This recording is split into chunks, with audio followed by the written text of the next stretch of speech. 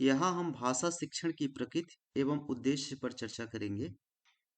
वर्तमान में आरंभिक भाषा की कक्षाओं में मुख्य रूप से वर्णमाला एवं मात्राएं पढ़ाने, शिक्षक या बच्चों द्वारा पढ़े जा रहे पाठ की कोरल पुनरावृत्ति व नकल या हस्तलेखन अभ्यास पर ध्यान केंद्रित किया जाता है। अर्थ उन्मुक्त कार्य पर कम ही जोर दिया जाता है।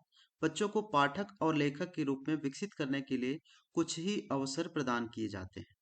आरंभिक वर्षों में ही भाषा और साक्षरता के शिक्षण में बच्चों को पाठक और लेखक के रूप में खुद को तलाशने के पर्याप्त अवसर प्रदान करने चाहिए।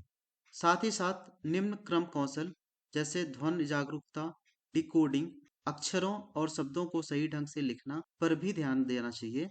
साथ ही साथ अर्थ केंद्रित या उच्च स्तरीय कौशल जिसमें मौखिक भाषा का विकास, पुस्तकों से जुड़ाव, ड्राइंग, साथ ही साथ मौलिक लेखन इत्यादि पर भी ध्यान देना चाहिए।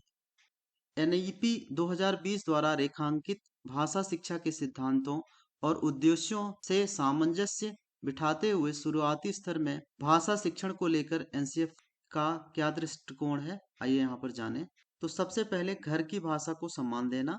चूंकि बच्चा अपने घर की भाषा में अवधारणाएं ज्यादा तेजी और गहराई से सीखता है, इसलिए शुरुआती स्तर में शिक्षण की प्राथमिक भाषा बच्चे के घर की भाषा, मातृभाषा या परिचित भाषा होनी चाहिए। कई मौखिक भाषाओं का प्रयोग। शुरुआती उम्र से ही बच्चों का कई मौखिक भाषाओं से गहरा संपर्क होना चाहिए। बच्चों के सामने नियमित रूप से कम दो या अच्छा हो कि तीन भाषाएं रहें।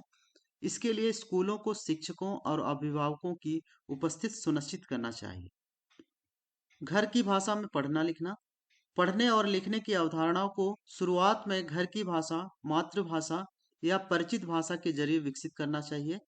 जहाँ तक संभव हो, यह भाषा बच्चे के घर की भाषा होनी चाहिए।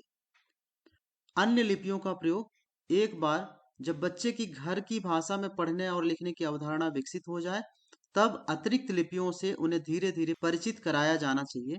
हमारे यहाँ पर लक्ष्य यह होना चाहिए कि 8 वर्ष की उम्र तक वे घर की भाषा में स्वतंत्र रूप से पढ़ और लिख सकें।